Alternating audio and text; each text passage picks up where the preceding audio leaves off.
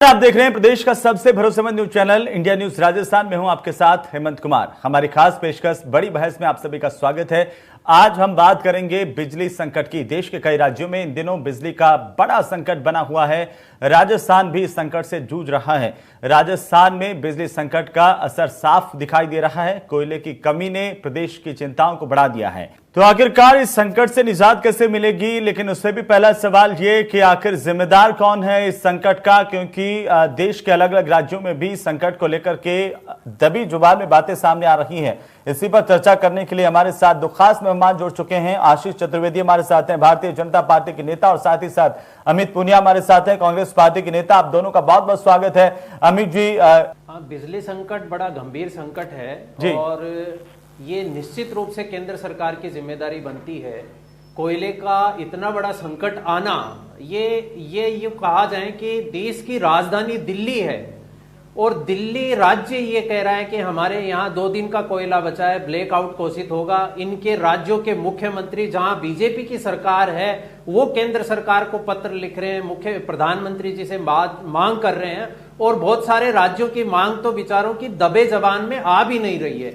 गंभीर संकट है। निश्चित रूप से केंद्र सरकार का कुप्रबंधन है, और वो बात करते हैं कि देश को 60 साल 70 साल में कहां लेके गए। वो एक ही दिन के अंदर इतना बड़ा संकट क्रिएट करके राज्यों को 70 साल पीछे ले जाकर के, जो अंधेरे में देश उस समय आजादी से पहले डूबा रहता था, उस घड़ी के ऊपर ये बीजेपी की सरकार ले जाने का काम कर रही है, और गंभीर संकट है। और मैं उसमें, जब मेरी आवाज नहीं आ रही थी, वो मैं बात भी रखना चाहूंगा कि बिजली का संकट न केवल किसानों के लिए, घरेलू उपयोग के लिए, उपभोग के लिए, बल्कि उद्योग धंधों और कारखानों के लिए भी बिजली जरूरी है। मतलब पूरी रीढ़ की हड्डी हमारी देश की और प्रदेशों की इस बिजली के ऊपर, ऊर्जा के ऊपर टिकी हुई है।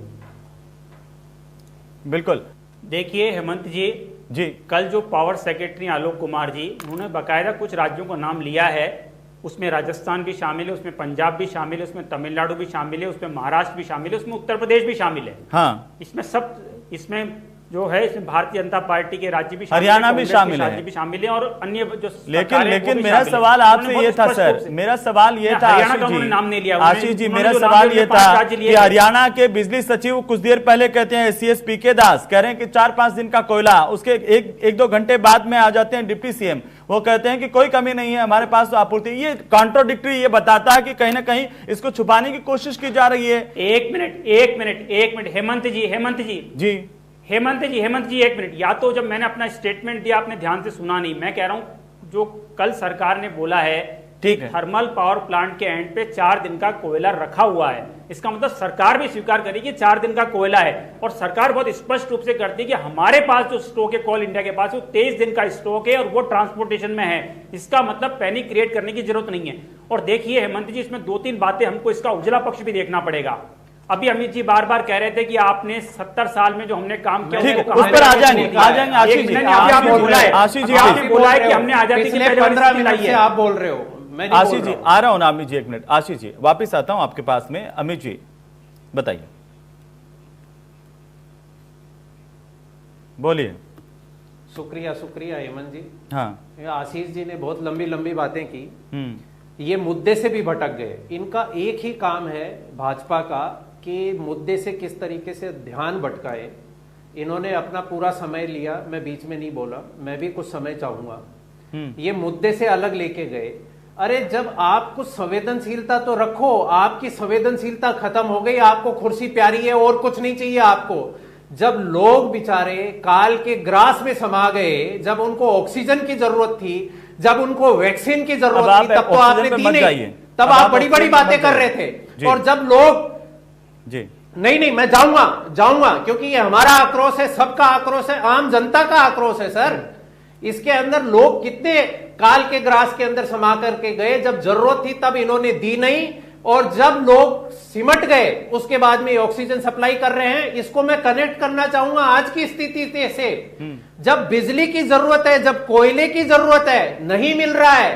इनके राज्य भी बोल रहे हैं। क्यों बोल रहे हैं, किस लिए बोल रहे हैं? राजस्थान पे आप इल्जाम लगा रहे हो, आपने खरीदा नहीं, लिया नहीं। सब ले रहे हैं, सब खरीद रहे हैं। आपको मैं बताऊं, आपने इतने बड़े बड़े तथ्य रखे, हमारी संवेदनशील सरकार, कांग्रेस की पूर्ववर्ती सरकार, उसका विजन था, मैं आपको बताता हूं, अशोक गहलोत जी का विजन था उस समय 70,000 मेगावाट बिजली के उत्पादन के लिए। उस टाइम जीएसएस स्थापित हुए थे कि बिजली का संकट भविष्य में न हो।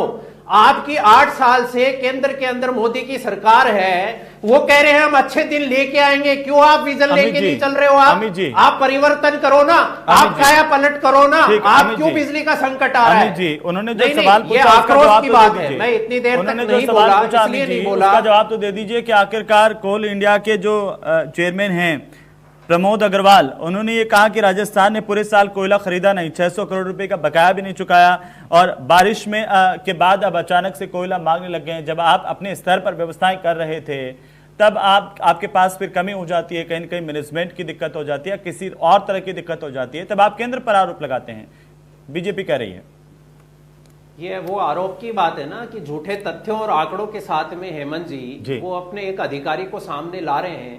हमारे आदरणीय मुख्यमंत्री जी ने भी स्पष्ट किया है कि जब अरबों रुपए का हम कोल उनसे खरीद रहे हैं और अभी भी हम उनसे डिमांड कर रहे हैं, खरीद भी रहे हैं और डिमांड भी कर रहे हैं, उसमें ऐसा तथ्य लाना बीच में कि आपने कुछ रुपए नहीं चुकाए, इस वजह से हमने आपको कोल दिया नहीं, बिल्कुल सरासर बेबुनियाद है। जब राजस्थान के मुख्यमंत्री जी इस बात को स्पष्ट कर चुके हैं तो इनका झूठ और उन अधिकारी की बात वो स्पष्ट रूप से सामने आ चुकी है। और हमें यह भी समझने की जरूरत है हेमंत जी कि राजस्थान ही नहीं अन्य राज्य भी बोल रहे हैं।